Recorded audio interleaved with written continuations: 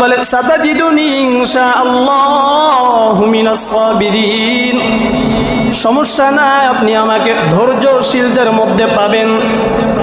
ইফআল মা তুমার, আপনাকে যা আদেশ করা হয়েছিল আপনি তা বাস্তবায়ন করেন।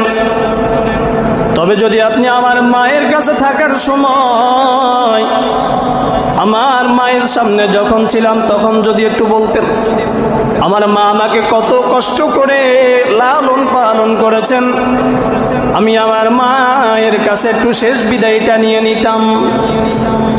তবে সমস্যা নাই, আমি যখন এখান থেকে আমাকে আপনি কুরবান করবেন, বাড়িতে যাওয়ার পর আমার মা আমার জন্য পাগল হয়ে যাবেন, আমার মা আমার জন্য পাগলির মতো হয়ে যাবে।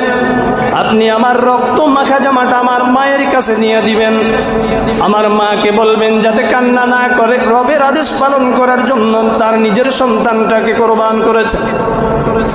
আল্লাহ রাব্বুল আলামিনের কুদরতি পরীক্ষা বড় কঠিন। আল্লাহ রাব্বুল আলামিন আদেশ দিয়েছিলেন, আল্লাহর মূলত উদ্দেশ্য ছিল সন্তানকে জবাই করা নয়। ইব্রাহিম আলাইহিস সালাম পরীক্ষায় উত্তীর্ণ হতে পারেন কিনা এই জিনিসটা দেখাই আল্লাহর উদ্দেশ্য ছিল। সন্তানটাকে বেঁধে ফেললেন, জবাই করার জন্য যখন প্রস্তুত হয়ে গেলেন, ইসমাইল আলাইহিস সালাম ছোট্ট সন্তান ডাক দিয়া কয়, ও বাবা, আমি এখনো ছোট, আমার মায়াময় চেহারাটা যখন আপনি দেখবেন, ছুরিটা যখন আপনি আমার গলার মধ্যে চালাবেন, আমার চেহারাটার মধ্যে যখন আপনার নজর পইরা যাবে গো, আপনি আমাকে জবাই করতে পারবেন না। মায়ার কারণে আমার চক্ষুটা, আমার চেহারাটা একটু বেঁধে নিবেন, যাতে আপনার কোনো মতে মায়া না হয়, রবের আদেশ পালন করতে যাতে বিলম্ব না হয়, এ কারণেই আপনি আমার মুখটা একটু বেঁধে নিবেন।